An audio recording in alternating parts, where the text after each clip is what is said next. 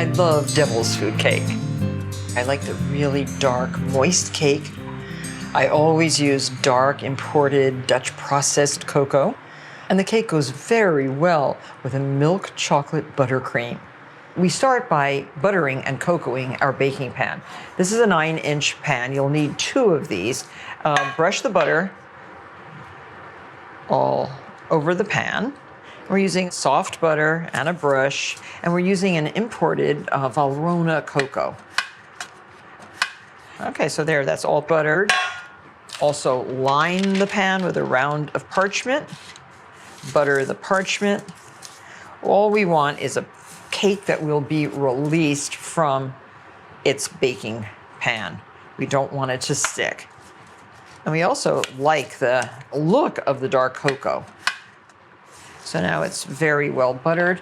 Use a 1/4 cup of cocoa, put it in the pan, and shake it around. You want to really coat the sides and bottom. There, look, very nice. So now we can start making the batter. It's creaming 3 sticks of butter with 2 1/4 cups of sugar. And what I really like about this cake is not only the cake, I love the frosting. The frosting is to die for, and it is utterly delicious. We need 3 cups of non-self-rising cake flour and 1 teaspoon of baking soda, 1/2 teaspoon of salt. So these dry ingredients can be sifted together, and I already sifted 3/4 cup of the dark Dutch processed cocoa. So that's done. Oh, now here's something else interesting. We need 3/4 cup of boiling water, and we have the water heated on the stove, 3/4 cup. So here, just stir this up. Don't want any lumps, so that will be allowed to cool with the addition of your 3/4 cup of sour cream. And stir this together. And you want this mixture to be room temperature when you add it to the rest of the cake. So good. And I think we're ready to just finish up the batter. It's very simple. I'm going to add our tablespoon of vanilla now. Now, before you add the dry ingredients, add 4 eggs, 1 at a time. These are beautiful eggs from the chicken coop. Okay, so now we can start our dry. We don't want to overbeat, so do this quickly and pour in a little bit of your cocoa mix.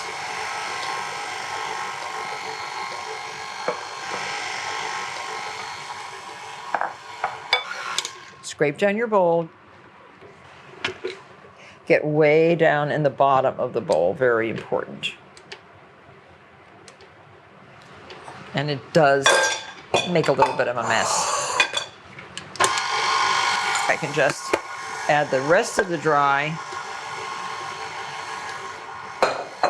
and add the rest of your cocoa. This is a great birthday cake. It is a great all-occasion cake. It serves about 12 people. Done. Okay, so release your bowl and divide evenly between the 2 prepared pans. So both are identical. That means they'll bake to the same height. Now put them right into a 350-degree oven. Set your timer for approximately 45 minutes. Might take up to 50 minutes to cook these till a skewer comes out clean. Pretty cakes, and wait till you taste them. This recipe is the best brownie recipe ever. Everyone in your family is going to adore it. So first thing, it seems like I'm always buttering and flouring pans, but again, an essential step in good baking. So here we go, butter the bottom and the sides. Now line it with 2 strips of parchment paper. We have cut this parchment so that it fits one way, and this is exactly 16 inches by 8 inches. And then this way. And I use these little metal bulldog clips. These we use in the office a lot for big sheafs of paper, but they're perfect for this job. Make sure the paper is lying nice and flat. There. And now butter again and flour. So now you can flour with flour, but I am going to flour with a little bit of Dutch processed cocoa so that we don't have any white on the edges of the brownie. So flour the whole pan. There. Okay, so this will give a nice flavor to the edges of your brownies and a nice color. Now we're going to melt 12 ounces of chocolate and 2 sticks of unsalted butter. And just put this over a bain-marie, a pot like this with simmering water, and it will all melt in no time. It's a very easy step. While you're waiting for that to melt, you can start to beat your eggs with sugar. The step that's essential to get that wonderful crust on the top of your brownies is to do the eggs and the sugar. And it does work. Perfect. So 4 eggs and 1 1/4 cups of packed light brown sugar. And dump it into your bowl.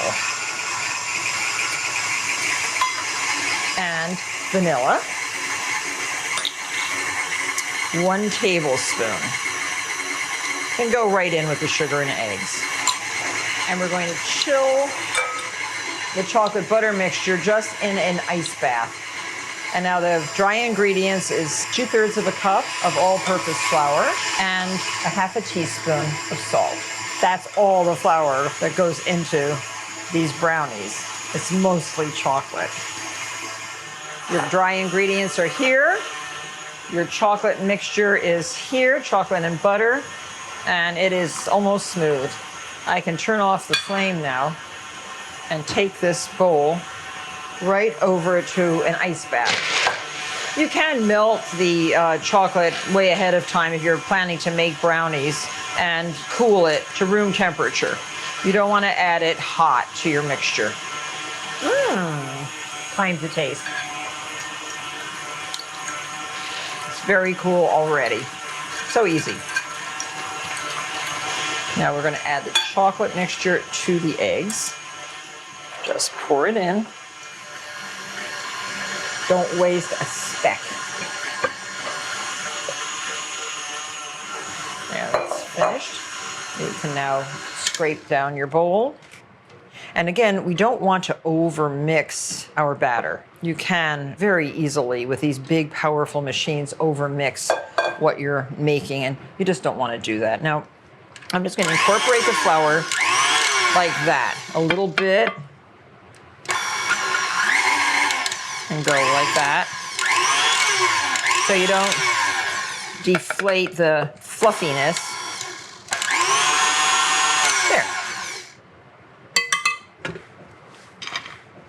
Release your bowl. And that is what you want your brownie mix to look like. It will satisfy my craving for a rich, fudgy chocolate brownie. Now this goes into a 375-degree oven for 20 to 25 minutes. Set your timer. The Hat Cupcakes are very cute. These are absolutely delicious, and you'll love to make them. That delicious dark devil's food cake batter that we just baked into a cake makes 36 cupcakes like this. They're not mounded, they're nice and flat, they will hold a good icing. I wanted to point out, though, first, the different kinds of cocoa and the different kinds of results that you'll get depending on the kind of cocoa that you use. There are two natural kinds of cocoa. This is a Hershey's cocoa. You can see it's quite light.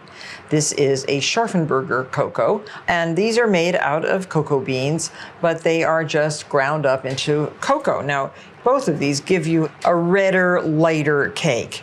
That's a natural cocoa cake. And the Europeans have come up with a way of processing the cocoa beans in an alkaline solution, resulting in this very, very dark Dutch process cocoa. And this is the cake you get from the Dutch process. A lot different from the more natural cocoa. You can see the difference. And depending on which one you like, use that kind of cocoa. Okay. Now we're going to top these with a 7-minute icing. And we've made a 7-minute icing on the show before for our coconut cloud cake. But this is a bigger recipe. You need quite a bit to make the hi-hats on the 36 cupcakes. So add to 6 large egg whites, a half a teaspoon of cream of tartar. Let's add a half a cup of cold water. Start breaking up your egg whites. 2½ cups of granulated sugar.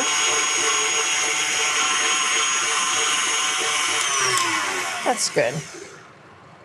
Now remove the bowl from the mixer and place it over simmering water to heat the mixture and dissolve the sugar. Whisk this while it's heating, and you'll see when all the sugar gets dissolved. So I think the mixture is smooth. You can remove this and place on the mixer. Lock it in place and start to beat. Add your 1 tablespoon of vanilla and continue to beat until soft peaks are formed. This is going to take anywhere from 10 to 12 minutes, even though it's 7-minute frosting. Remember, we doubled the recipe. But I have some already made, so we'll just turn this off and finish it a little bit later. Here's our finished frosting, already set in pastry bags, fitted with a 1/2-inch round tip. And this is ready to pipe on our chocolate devil's food cupcakes. So here, we'll start over here, start in the middle, and then go around, leaving an 1/8 of an inch around the outside, just like that. And I am squeezing with my right hand at the top of the bag and directing with my left hand.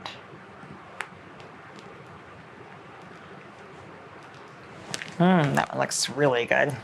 You get better as you go on with the process. Now get these right into the refrigerator to chill before you dip them into their chocolate coating. Now the chocolate glaze is a little unusual. To 1½ pounds of semi-sweet chocolate, add 6 tablespoons of a high-quality, high-heat safflower oil. The oil keeps the chocolate malleable, tender, and now stir this over simmering water until the chocolate melts. We have some already made. So now take your cupcake, it's chilled, dip it straight down, covering all the white. Lift it out, turn it over, and it stayed miraculously. I love what it looks like. And I've placed the chocolate in a quart plastic storage container because this depth is perfect for dipping in your cones. Now put these in the fridge. They can stay for up to 3 days in the fridge. They're still very good. And the frosting will be very edible. Here's one that was made earlier today. I just want to show you what it looks like inside. That's what it looks like. Like a white cloud encased in chocolate with a delicious base of devil's food. The perfect, perfect cupcake. So here are our beautiful devil's food cakes. Let the cakes cool completely before frosting, of course. And that's what we're gonna do right now is make this wonderful milk chocolate buttercream. You need 1.5 cups of heavy cream heated with 2 tablespoons light corn syrup. While the cream is heating, you can cut up 8 ounces of milk chocolate, and we're using the beautiful Callebaut milk chocolate blocks, and 8 ounces of bittersweet chocolate. And basically, it's just putting the milk chocolate, the dark chocolate into a bowl, have 3 sticks of butter at room temperature, ready to incorporate into your cooled melted chocolate and cream.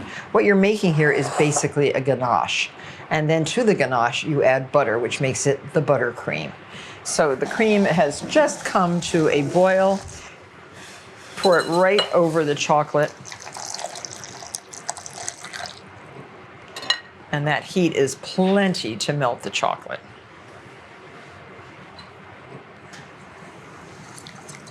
Doesn't look like much, but it will. See how dark it's getting? But not really dark, because it really will taste more like milk chocolate than bittersweet chocolate. There you have a beautiful lustrous mix. Now cool this down to room temperature. And you can do that right over an ice bath, like this. Make sure the water's not deep enough to run into the chocolate. That would not be good. And stir until it's room temperature. I already have a mix that is at room temperature. The heat has left the mixture. If you added the butter while it was still hot, it would just melt and it would just make more of a shiny ganache.